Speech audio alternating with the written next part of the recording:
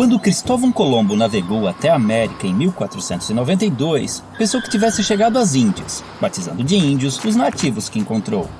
Porém, apesar de terem sido generalizados nessa classificação, os índios não se viam como um povo unificado, pois eram divididos em uma variedade de etnias sem qualquer identificação entre si. Acredita-se que os primeiros habitantes das Américas chegaram há mais de 20 mil anos, atravessando uma passagem congelada entre a Ásia e a América do Norte e então espalhando-se por todo o continente. Em algumas regiões, formavam civilizações avançadas.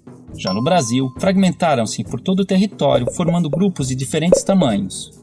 Eram sociedades comunais, descentralizadas e igualitárias, vivendo da caça, pesca e agricultura de subsistência, e em sua maioria seminômades, mudando suas aldeias de local conforme os recursos naturais fossem se esgotando, permitindo, mesmo que involuntariamente, a recuperação natural do solo abandonado. As habitações eram geralmente coletivas, chamadas de ocas, variavam de tamanho e forma entre as tribos, mas normalmente eram dispostas em torno de um espaço cerimonial, onde realizava-se todo tipo de atividade diária, além de celebrações e ritos conduzidos por pajés e anciões. As tribos eram formadas por laços de parentesco e afinidades, e mantinham contatos com outras comunidades através de relações de comércio, cooperação, casamentos, alianças e também de guerras, que eram comuns entre as sociedades indígenas, apesar de sua natureza pacífica. A virgindade era pouco valorizada e a vida sexual costumava ser livre de tabus. Muitos homens ofereciam favores sexuais de suas esposas a visitantes, como forma de cortesia. As famílias podiam ser monogâmicas ou poligâmicas, e o divórcio era algo corriqueiro. Os homens lidavam com a guerra, a caça, pesca e liderança tribal, além da construção da aldeia e o plantio, enquanto as mulheres cuidavam da colheita, do preparo de alimentos e da fabricação de utensílios e adornos. A educação das crianças era a tarefa de toda a tribo, e a autonomia era estimulada. Já os doentes e inválidos costumavam ser abandonados à própria sorte. Os indígenas tinham conhecimento na fabricação de bebidas fermentadas e deixaram grande herança à culinária brasileira, com pratos derivados da mandioca e do milho. Sua dieta também era diversificada em proteínas animais, graças à caça e à pesca. Em festejos, cobriam seus corpos com pinturas, penas e plumas, e a nudez no dia a dia era comum e não causava vergonha. Por viverem em florestas, muitas vezes precisavam usar protetores genitais e tangas, mas mantas cobrindo o corpo eram raras. Muito higiênicos, devemos a eles o costume do banho diário. Mantinham muitos ritos e crenças religiosas, os quais podemos identificar por xamanismo, uma mistura de religião, crença, sistema de pensamento e configuração do mundo, em que acredita-se num universo não linear, sem início e sem fim definidos, onde o tempo se confunde.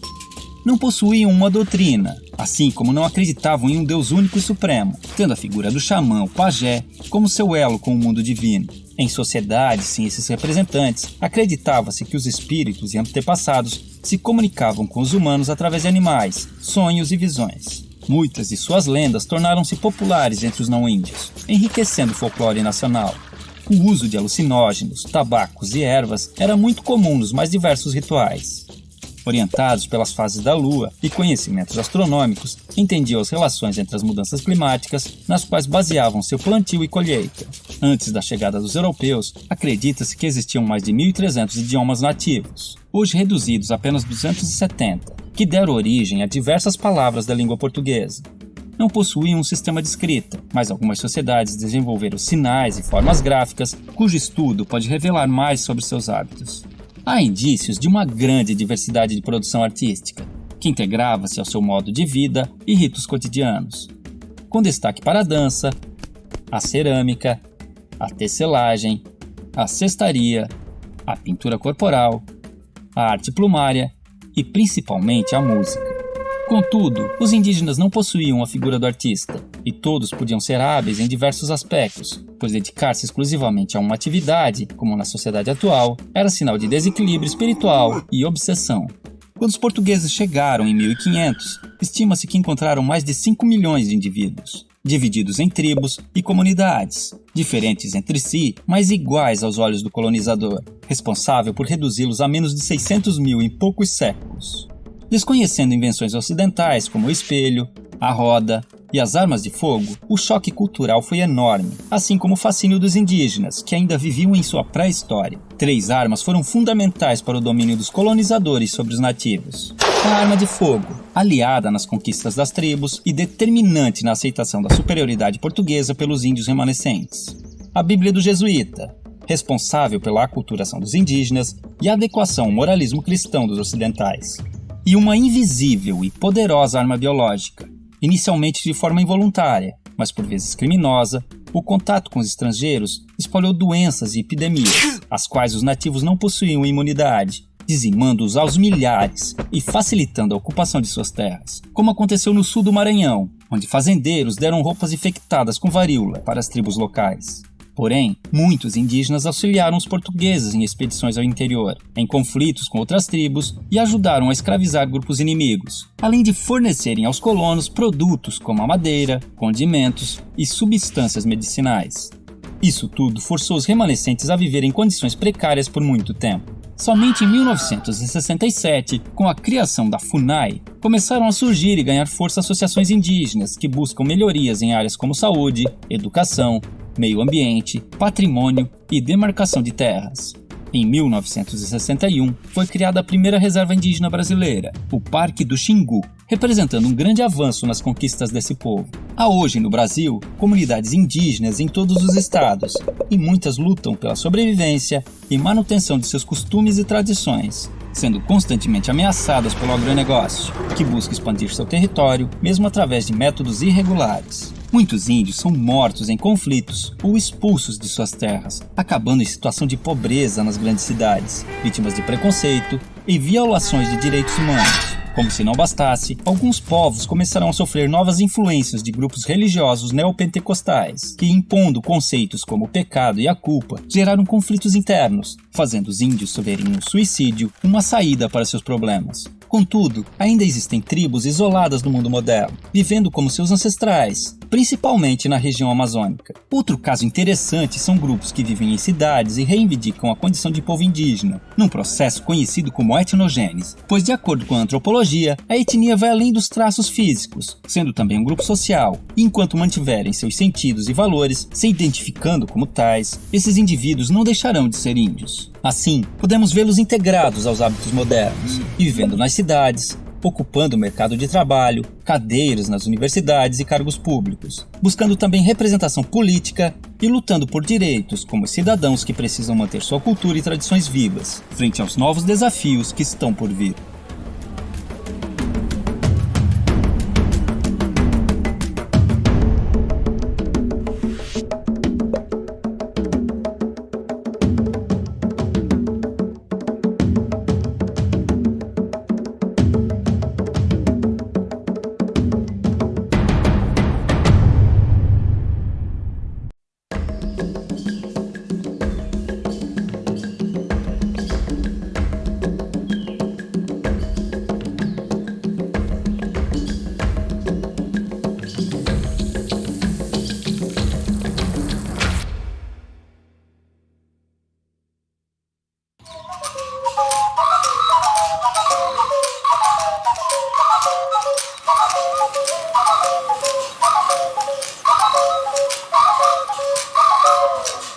Ainda hoje tem pessoas no Brasil que acham que índio não existe mais, que não existe mais índio no Brasil. É como se fosse uma lenda. Os livros didáticos das escolas falam dos índios de 500 anos atrás.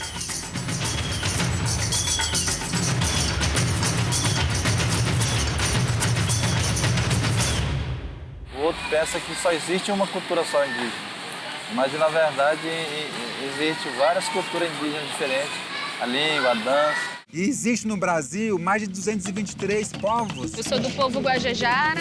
Riquibata, Cuicuru, Uai-Uai, Baconã, Cariri, Chucuru, Mamãe, Canela, Guarani, Kaiowá, Carajá, Surinhim, Matiz, Xerente, Guaçu-Pocaldo, Serena, Pataxó. O que me faz ser indígena é o fato de eu reconhecer de onde eu vim, de eu defender quem eu sou. Eu posso ser uma repórter, um jogador de futebol, né? Eu posso ser tudo o que eu quiser sem deixar de ser índio.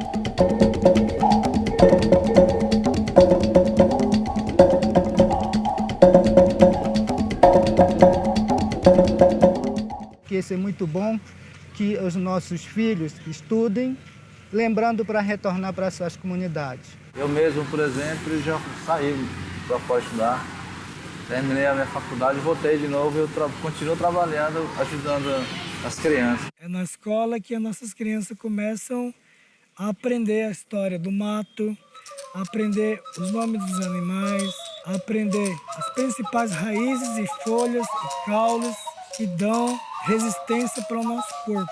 Quer dizer, medicamentos da floresta.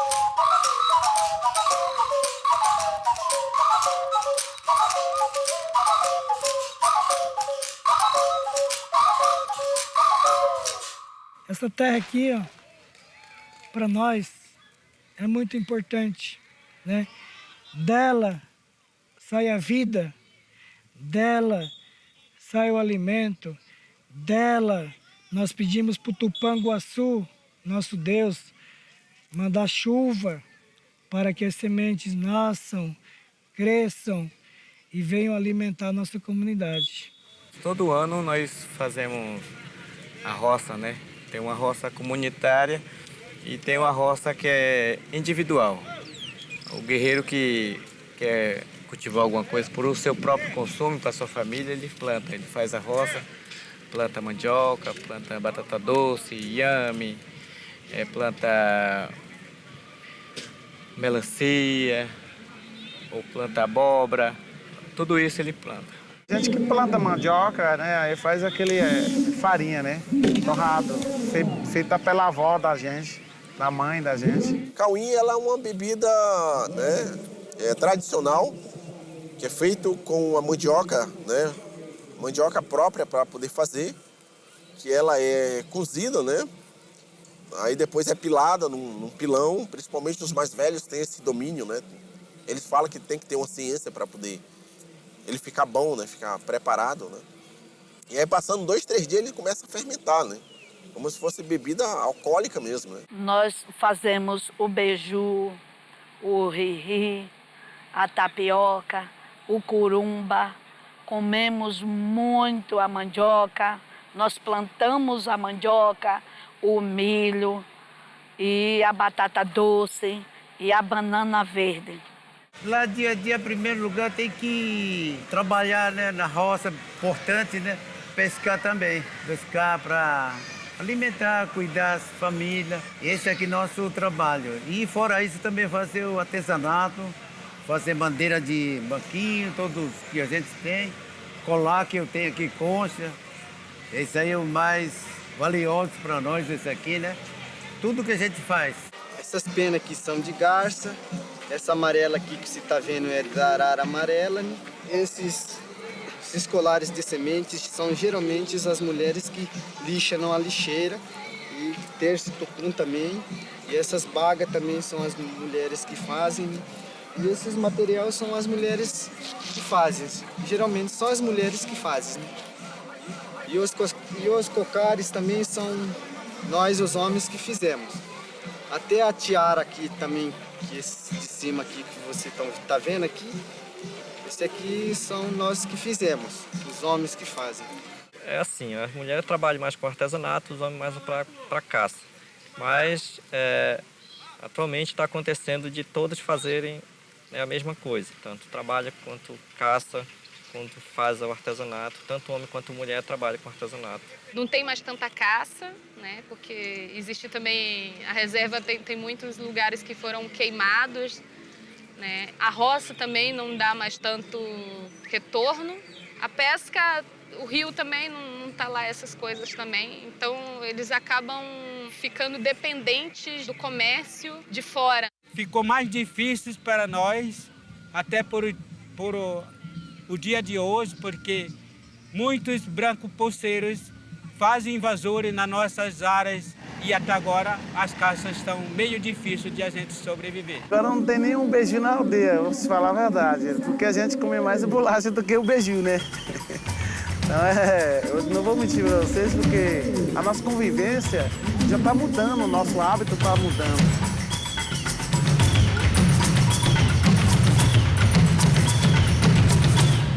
Capim Dourado para nós surgiu aqui no Cerrado é como ouro, né? Além desse capim dourado, nós utilizamos a fibra do buriti. E com a fibra do buriti nós traçamos também bolsas, cestarias, né? Que também é típico e tradicionalmente do povo aquém xerente, né? Revitalizar muitos dos nossos adornos, de nossas peças, que precisam também gerar renda, precisam gerar potencialidades produtivas para sobreviver essa população dentro de um equilíbrio que respeite a nossa mãe natureza.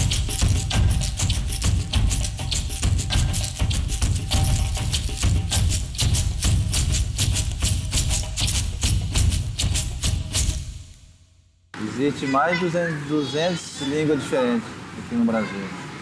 80 Uiçapá, Tabata, Cuicoro. Xerere, Maximino, Guarani Kaiowá. Herma nome Yagrekel, mas ia prude, Severo Rompu, Canela.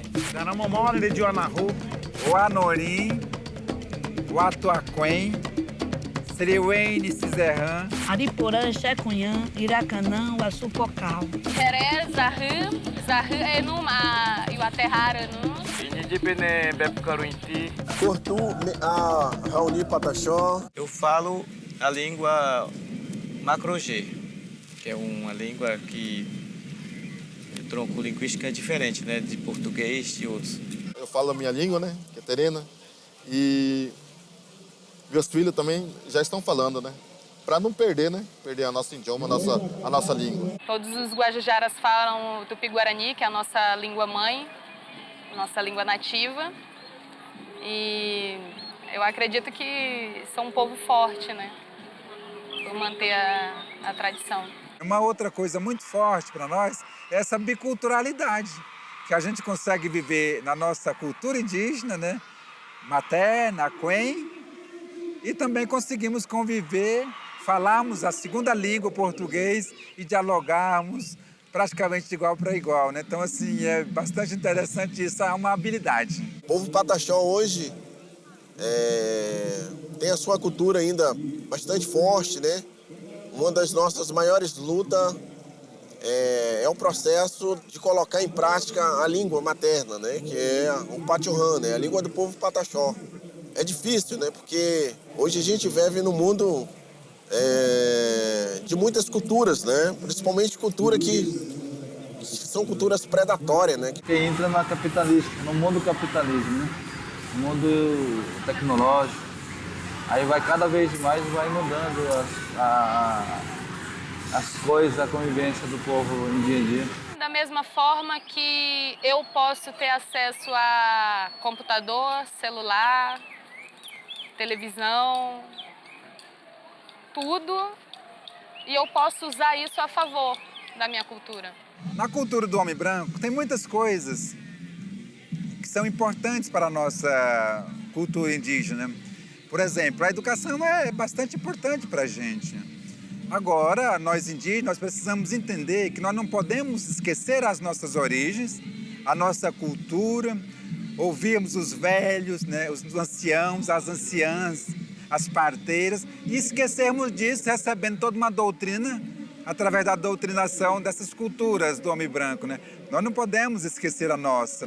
A nossa é materna, a outra é secundária.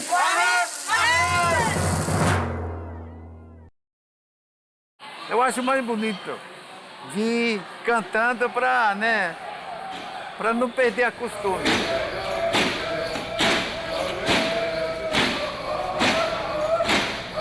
O ritual mais forte que a gente usa é do Xingu, que se chama Quarupi. Quarupi muito forte aí. Igual vocês fazem carnaval aqui, né?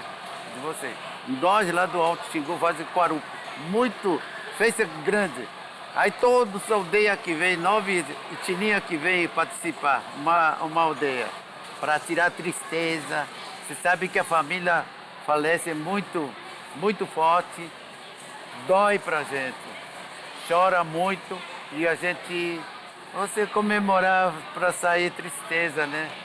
Todo mundo, todos o povo fazer pintura. Aí que eu posso dançar, posso brincar, assim que nós acostumamos.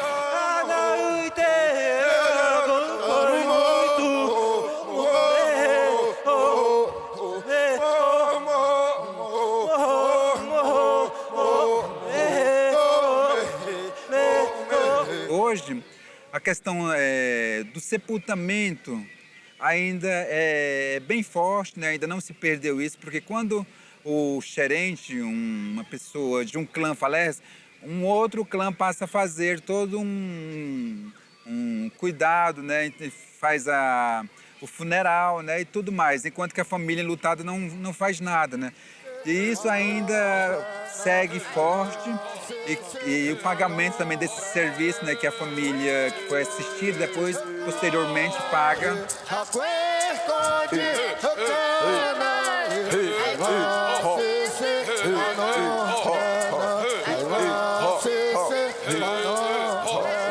O toré, ele é a dança, tem música para o momento funerário, tem os toré para o nascimento, tem os toré para quando a gente comemorar.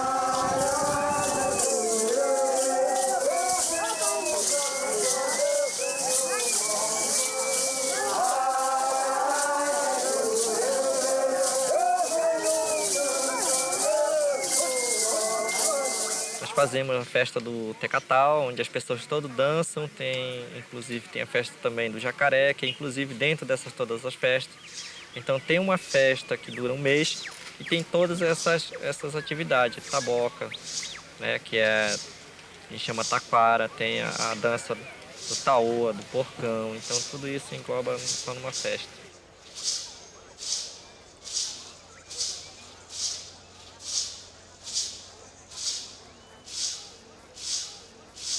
Nós, terena, a gente temos a nossa dança, né? A dança de Ema, né? Que é dividida em 7 peças. Cada peça tem seu significado, né? A primeira peça vai, tipo, agachando, olhando seu inimigo, que se chama Corró, é nosso idioma, né? Corró significa que ele está indo ao encontro do seu inimigo. A segunda peça, começa a bater, taquara no bambu. Isso significa que a luta já está começando. A terceira peça também significa que nós estamos lutando, né? Estamos lutando ainda. Até outra peça, né? Que a gente passa por baixo, significa que a gente tá quase vencendo já a batalha, né? Aí, assim por diante. E a última peça, quando a gente ergue uma pessoa, né, é sinal de uma vitória.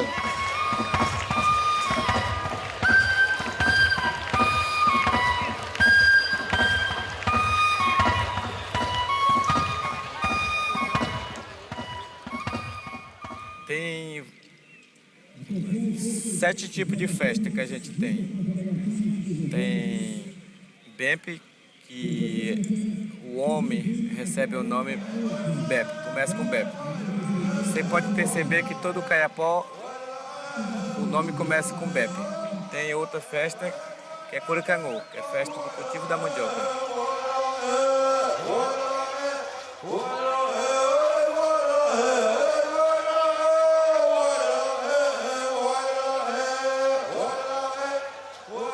O ritual da festa da chuva acontece assim, começando a plantação, né? A plantação já está bastante grande, aí a chuva está descendo, está molhando, aí nós, Riquibatsa, os mais anciões, vai lá, não, vamos fazer uma festa. Aí faz uma festa até o milho madurar, né?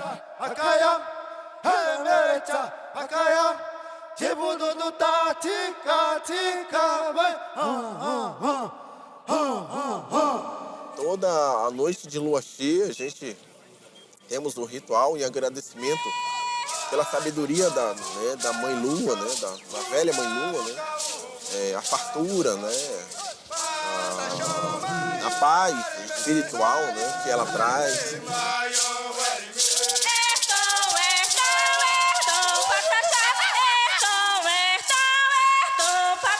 A gente preserva até agora a iniciação do menino. A iniciação do menino para a fase adulto, né? Essa é uma festa maior que nós preserva até agora. O nome da festa chama Retorrocan.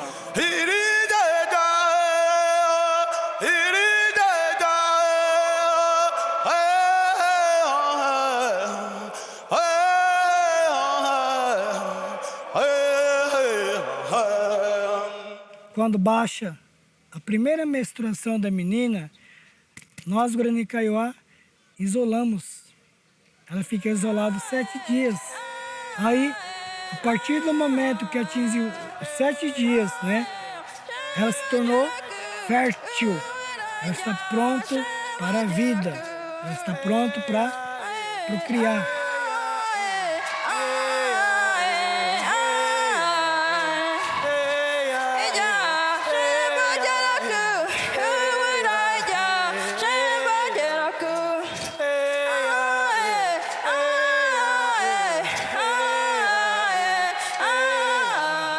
Quando o menino tá fazer uns 14, quando tá passando na fase da adolescente, aí o pajé já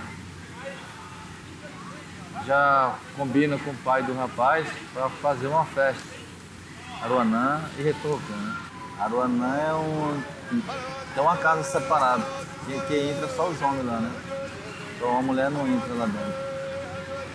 Onde os homens se reúnem, contam a história, as músicas, lendas, todos esses jovens para gravar, tipo uma aula lá, né?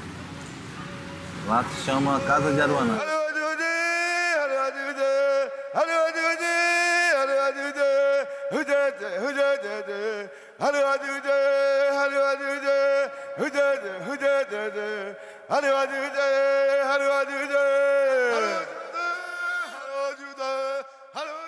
Que a gente prendemos o juventude para que também aprender de ser grande guerreiro depois e ser prática de caçador e corredor de tora e correr com o corpo livre. Para isso a gente tem essas tradições, esses nossos ritos.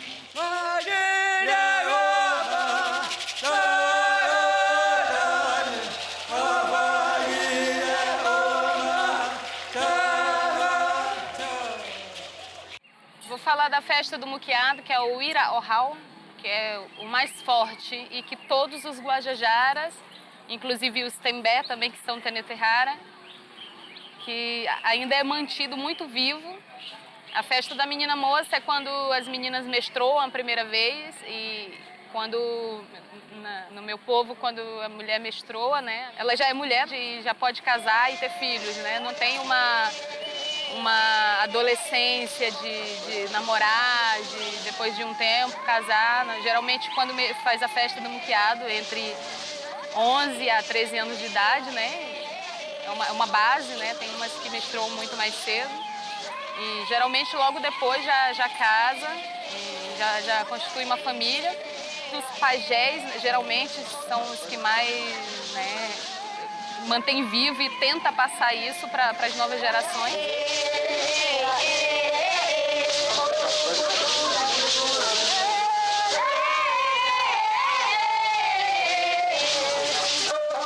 O ser indígena, ele tem essa facilidade de conviver com próximos. Compreendemos muito bem as diversidades, né, de cada povo. 50 anos atrás, a gente matava uma outra, sabe? A gente tinha muita briga, a gente não tinha convivência com outros etnias, entendeu? Porque a gente, se visse outro etnia assim na beira do lago, a gente ia matar ele, ou eles iam matar a gente, entendeu? Então assim que era a convivência, agora mudou.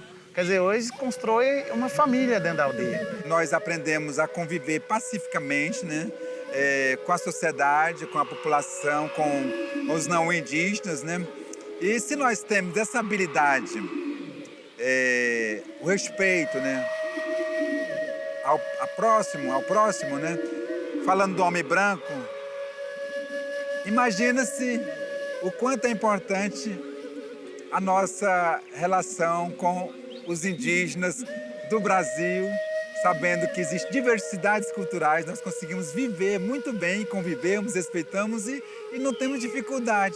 E nós somos um povo irmão, este povo irmão que acolhe não só ao que nos pertence, que temos a responsabilidade e o dever, mas zelamos também pelo bem comum de todos os povos. A gente brinca, a gente se abraça, troca ideias discute educação, discute saúde, discute cultura, a troca de artesanato. Muito importante para mim conhecer meu parente, que da Amazônia, do Norte, do Sul, Centro-Oeste e Norte. Esse para mim muito importante. Conhecer, conversar com meu irmão indígena. Eu tenho vários amigos que é da outra etnia, né? A gente faz convite para as outras etnias, né? E eles também. Né, mandam convite para nós, né? Quando eles fazem a festa deles. E também a gente vai lá participar. Faz uma confraternização, né? Uma festa e fica bem bonito.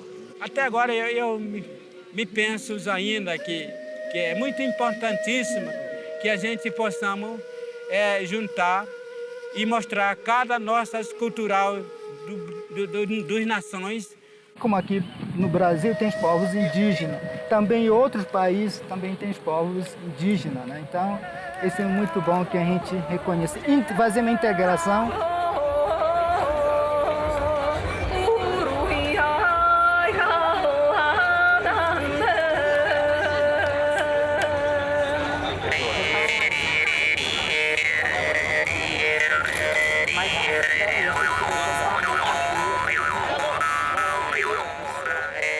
É interessante você ver que todos nós nos parecemos, parece que somos todos irmãos, assim, de sangue.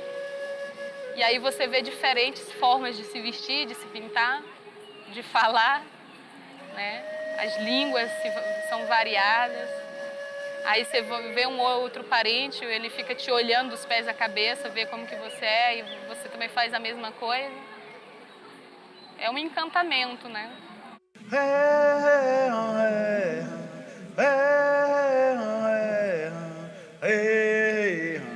Piroha katene, o piroha katene, ve ate apungo, piroha ate, o piroha ate. Aquenori ho, atosa emorire. Aquenori ho, atosa emorire.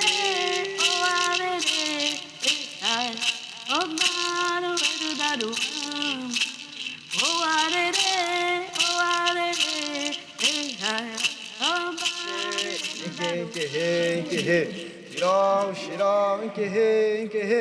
Shirau, shirau, inkehe, inkehe. Macaya. Camri tire, camri tire. Camri tire, camri tire. Tepe ya beteriti moro. Tepe ya. Dawe mayo ihe. Dawe mayo ishe, dawe mayo ihe, dawe mayo ishe.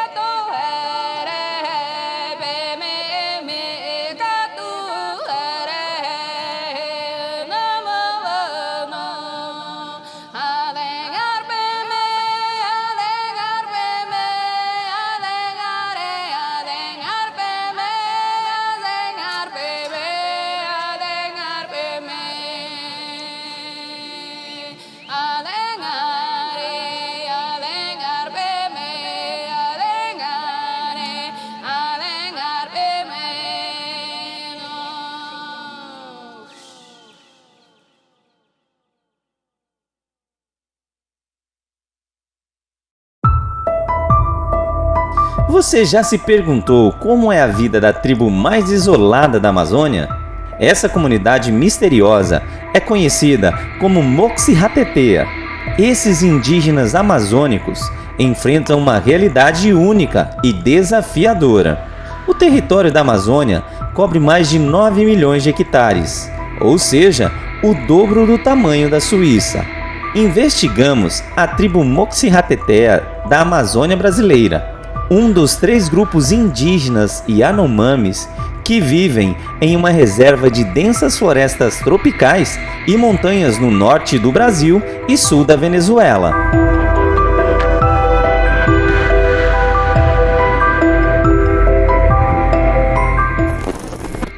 A tribo foi descoberta em 2011, quando um avião sobrevoava a floresta amazônica e capturou algumas imagens dos nativos.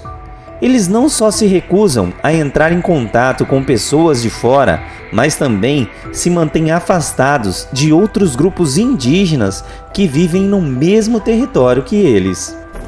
Acredita-se que a tribo é composta por cerca de 100 pessoas, que optaram por se separarem do mundo exterior e de todas as outras tribos. O isolamento extremo protegeu os Moxi-Rateteas de doenças como malária, sarampo e gripe. Seus acampamentos são muito difíceis de se localizar durante os voos, pois estão no meio da densa floresta tropical. A tribo não é considerada perigosa, mas especialistas recomendam que ela permaneça isolada, pois o contato pode causar a disseminação de doenças para as quais eles não são imunes. Embora esse povo viva em uma área protegida pelo governo brasileiro, o grupo de direitos indígenas Survival International alertou sobre a invasão de mais de 5 mil mineiros ilegais na área. Nas poucas imagens que temos deles, podemos ver o telhado de suas casas. Os pesquisadores decidiram divulgá-las para chamar a atenção para as ameaças enfrentadas por essas comunidades devido à mineração ilegal. Os membros da tribo se organizam em torno de uma estrutura circular comunitária, conhecida como maloca. Na maloca vivem diferentes famílias. Cada seção tem uma estrutura quadrada e cada uma é habitada por uma família diferente. Ali, eles penduram redes, armazenam alimentos e acendem o fogo. Os Moxi-Ratetea não possuem bens industriais, como panelas de alumínio, facões ou tecidos. Nas observações, não foi detectado que eles usam qualquer produto industrializado ou feito de metal. Na região da reserva brasileira, vivem cerca de 22 mil Yanomamis, mas os Moxi-Ratetea são os que se mantêm mais isolados, e pelo menos 3 grupos da população Yanomami não têm contato com o mundo exterior. O governo brasileiro estabeleceu o território indígena Yanomami em 1992, alguns meses antes da Conferência da Terra, que foi realizada no Rio de Janeiro. A mineração está contaminando com mercúrio as vias fluviais da região, que antes eram totalmente limpas. O mercúrio é amplamente utilizado para separar o ouro dos sedimentos. Este elemento tóxico está se acumulando nos peixes, colocando em risco a vida das comunidades indígenas da região. Durante uma patrulha de vigilância, os Moxi-Ratetea foram vistos agitando suas lanças em direção ao avião, de maneira semelhante a como outra tribo da área agiu em anos anteriores. Tudo indica que esta tribo é composta pelos restos de grupos vastos de povos Yanomamis falantes de Yaroami, que desde 1920 ocupam a área de Mucajai-Catrimani. O interflúvio Mucajai-Catrimani fica próximo às fontes do rio Apiau, que está cercado por minas em praticamente todas as direções. Por isso, é tão perigoso para o povo Moxi-Ratetea. Os primeiros registros da região foram feitos em 1932, quando os Yaroami eram um grupo bastante numeroso. Alguns desses membros entraram em contato com os exploradores. De acordo com as histórias dos Yaroami, durante a década de 1920, houveram vários conflitos intergrupais que resultaram em várias movimentações em direção aos rios. Parte do grupo viviam na região de Arapari e se mudaram para a bacia do rio Ajarani. Sabe-se que os Yanomamis têm amplo conhecimento de botânica e usam cerca de 500 plantas para se alimentar, se cuidar e construir as suas habitações. Suas atividades principais são a caça, a coleta de alimentos e a pesca, mas também existem plantações de banana e mandioca, localizados em grandes campos não cobertos pela floresta. O povo Moxi-Hateteya ficou esquecido por um tempo, depois de serem deslocados de sua terra, até que foram localizados em 2011, durante um voo de reconhecimento realizado pela FUNAI. Em novembro de 2021, um indígena da região de Apiaú denunciou a morte de 2 indígenas Moxi-Hateteya devido a um ataque por garimpeiros de ouro. O conflito surgiu quando alguns guerreiros da tribo se aproximaram da mina, com a intenção de expulsar os invasores do seu território. Durante o confronto, 3 mineradores foram atingidos por flechas e o grupo respondeu atirando com armas de fogo contra os nativos, resultando na morte dos 2 indígenas. Uma das flechas disparadas pelos guerreiros foi coletada por um jovem indígena da região do Alto Mujacaí, que presenciou o ocorrido. A flecha atualmente está em uma comunidade da região de Apiaú. Especialistas destacam a importância de preservar essas comunidades, pois eles acumulam conhecimentos únicos desenvolvidos ao longo de milhares de anos e são excelentes guardiões da floresta, o que é uma grande ferramenta para evitar a degradação florestal. Todos os especialistas concordam que a melhor forma de ajudá-los é deixá-los em paz e garantir o respeito aos seus direitos e território, pois as tribos isoladas demonstraram que se saem muito bem sozinhas. Se as tribos como os Moxi-Hateteya desaparecerem, a conservação da floresta amazônica ficaria gravemente ameaçada, ficando completamente exposta à degradação, bem como ao desmatamento e à mineração ilegal.